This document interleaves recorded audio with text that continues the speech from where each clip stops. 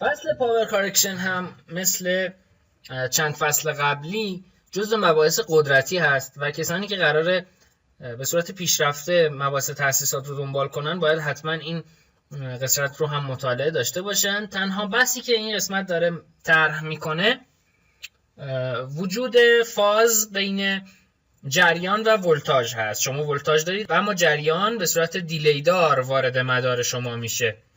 علت وجود این نوع اختلاف فاز وجود موتورهای القایی است، موتورهای الکتریکی یا بارهای غیر مقاومتی هست، بارهای اندوکتانس هست که شما باید با توجه به نوع باری که دارید در ابتدای ورودی مدارتون با استفاده از بانک خازن یا بانک اینداکتیو یا بانک اینداکتور که به همون سلف هم شناخته میشه بیاید این پاور فاکتور رو به حالت اولیه خودش برگردونید. اگر این اتفاق نیفته اداره برق اجازه داره که از شما شکایت کنه. پاور فاکتور معمولا جایی که ما استفاده میکنیم در حد 9 دهم رو چشم پوشی 9 دهم 95 صدم رو چشم پوشی میکنیم. از این مقدار کمتر شد پاور فاکتور، شما باید بانک خازنی بذارید و ضریب توان رو تصحیح کنید. حالا در قسمت‌های پایین‌تر توضیح داده که دقیقاً برای دوستانی که حالا این قسمت رو متوجه نمیشن که پاور فاکتور اصلاً چی هست، در قسمت اول این داکیومنت توضیح این که پاور فاکتور دقیقاً چی هست اومده در شکل الوان. اگر نگاه کنید پاور فاکتور به صورت خیلی ساده توضیح داده شده. شما وقتی که یک ولتاژ رو در راستای X قرار میدید و یک جریانی رو در راستای Y قرار میدید، یک زاویه‌ای بین این دوتا ایجاد میشه وقتی که فازشون با هم متفاوت باشه به اسم فی.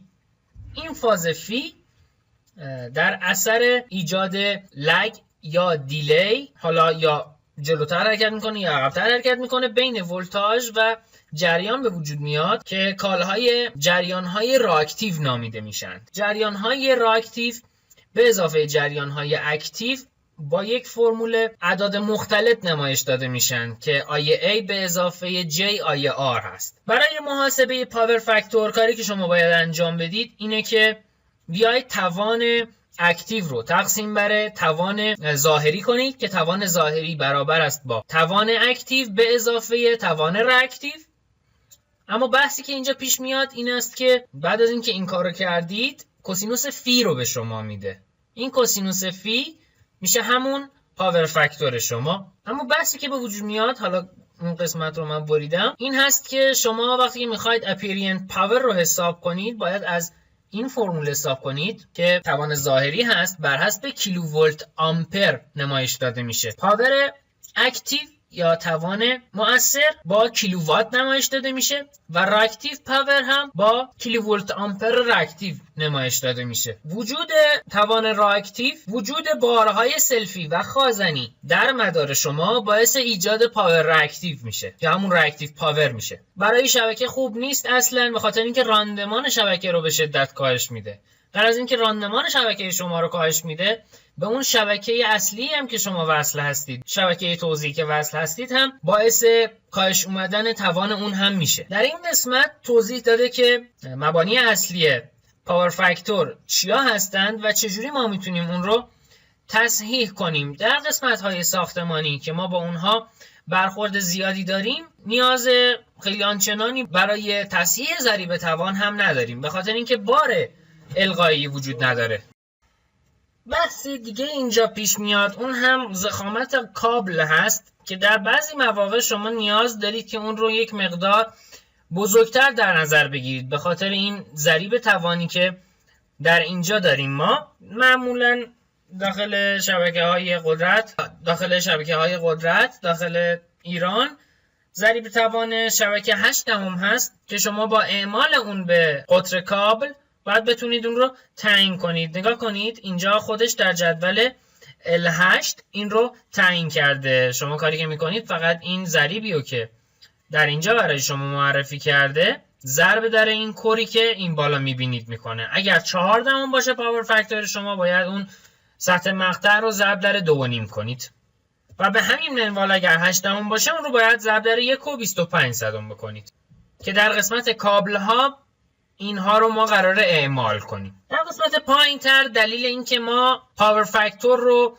تصحیح میکنیم نوشته پایین آوردن افت ولتاژ و افزایش راندمان سیستم در صورتی که شما میزان کابل کمتری رو مصرف کردید. منظور از میزان کابل کمتر، میزان سخت مقطع‌های کوچکتری رو شما استفاده خواهید کرد در صورتی که شما ضریب توان رو تصحیح کنید.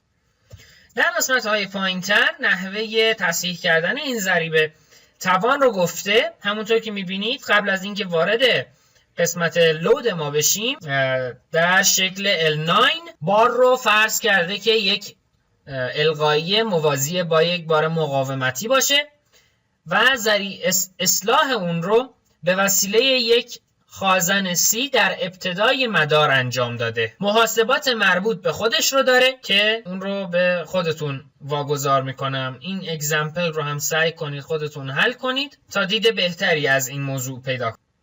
حالا در قسمت لو ولتاژ وقتی که دارید از یعنی شبکه‌هایی که ما داریم استفاده می‌کنیم وقتی که لو ولتاژ هستن از خازن‌هایی با مقدار ثابت استفاده میشه. همونجور که در این شکل می‌بینید در شکل L11 این یک نمونه از یک خازن جبران ساز هست که در ابتدای مدار قرار می‌گیره و ضریب توان رو تصحیح می‌کنه.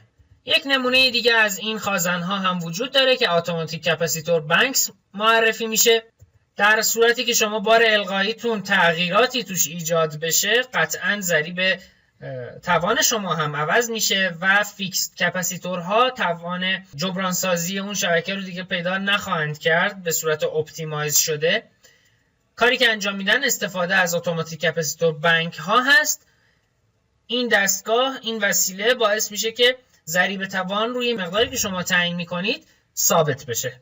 مثلا شما میگید روی 95 صدم ضریب توانم فیکس بشه، این وسیله خازن داخل خودش رو طوری تطبیق میده که ضریب توان روی همون 95% که شما تعیین کردید فیکس بشه. در قسمت پایین‌تر از اون یک مقدار بیایم پایین‌تر